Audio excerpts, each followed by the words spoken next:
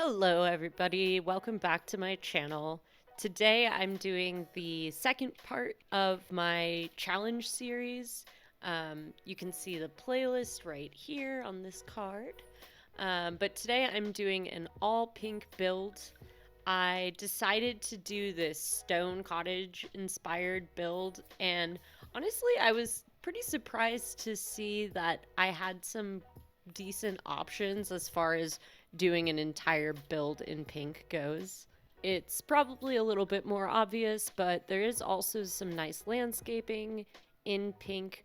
Overall, pink is not a challenge in The Sims. There is a ton of really nice pink swatches, but putting it all together can be a little odd, and I decided here I was just going to challenge myself and try and include as much as possible into a huge house build and totally bite off more than I can chew, honestly. It just has such Barbie bubblegum vibes on the outside. It's ridiculous. This is genuinely Barbie's like country mansion or something. If for some reason I was ever compelled to use this in game, I would totally put just like a single sim who is some world celebrity and she uses the space to throw parties and everyone has to wear pink or something. These builds can also be really useful for the not so berry challenge if you like having highly themed builds. You could even just keep the outside shell that's pink and redecorate it on the inside so it doesn't look so incredibly chaotic, because you will see very quickly it is a very overstimulating pink environment. And before I get too carried away, I would love it if you would take a moment to like this video and subscribe if you'd like to see more of this content. You know, if you subscribe, you'll get to see more ridiculous solid color builds, for all of your needs in your save file, obviously. I also do speed builds of whatever I want to build in The Sims. It's a lot of me building things that I want in my save file, different community lots. Sometimes it's renovating houses, sometimes it's building houses from scratch. I've got a lot of great stuff lined up, and you definitely don't want to miss it. So now that we get into the interior, I'll let you know a little bit about my approach. I went about this in a slightly different way than I would normally for a speed build, but it just made sense for this challenge specifically. Typically, I'll go room by room and complete the entire room and like go through the first floor completely and then go to the second floor completely. At least that's typically the goal and is the most logical.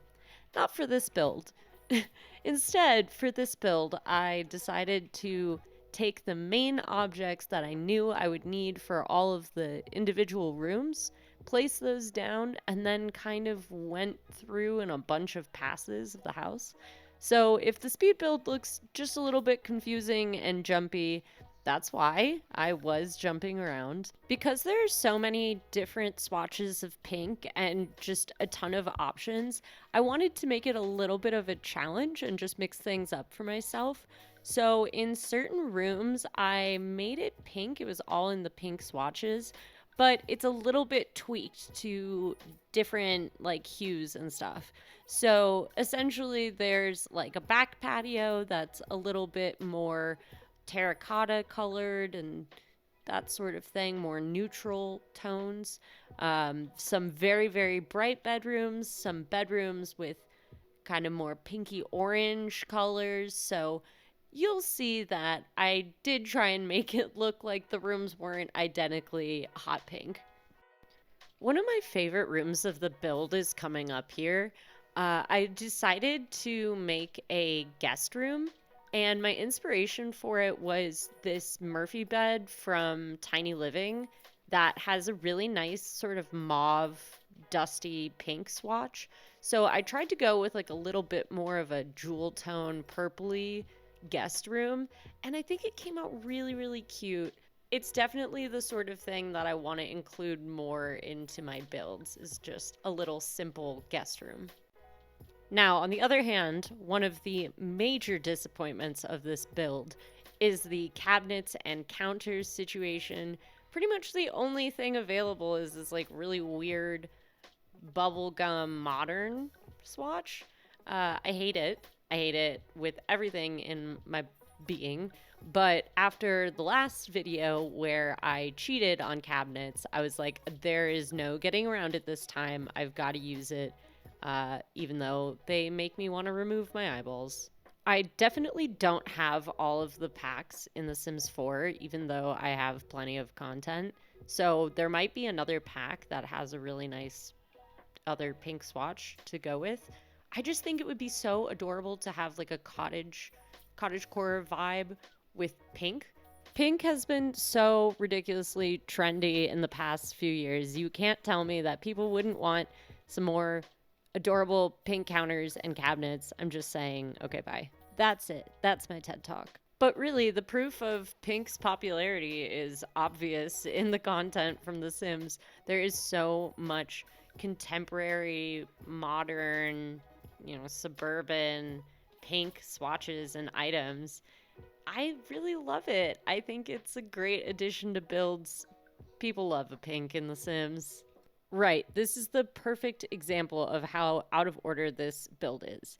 Up next, I'm doing all of the walls of the second floor, deciding all of the wallpapers, all of the doors. I don't know what compelled me, but yeah, we all know this. There are tons of amazing pink swatches in wallpapers and paint.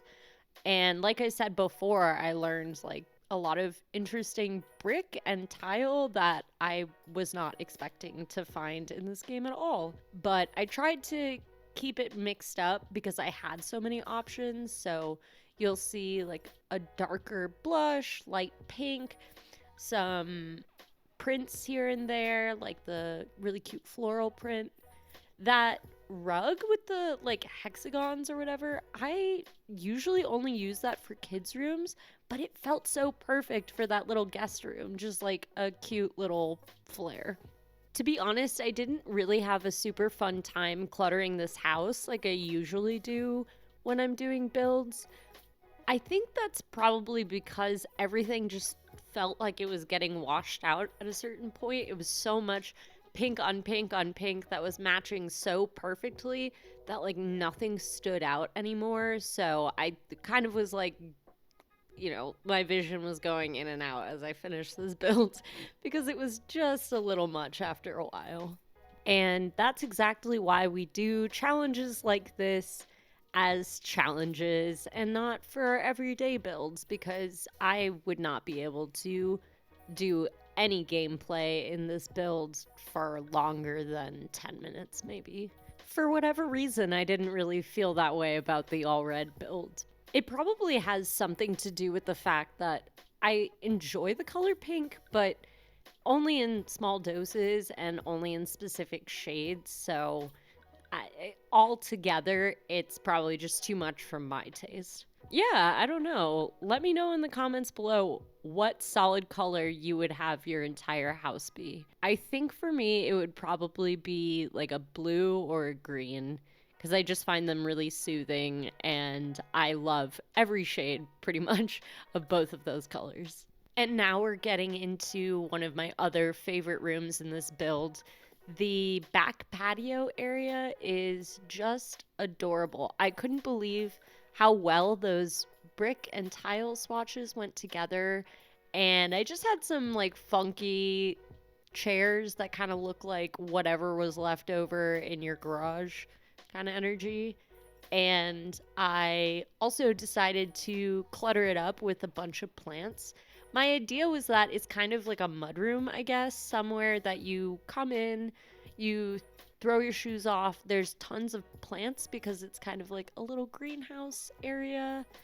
And yeah, it's just like really cute. It feels like a nice little spot to like kick back with a book and like drink your tea.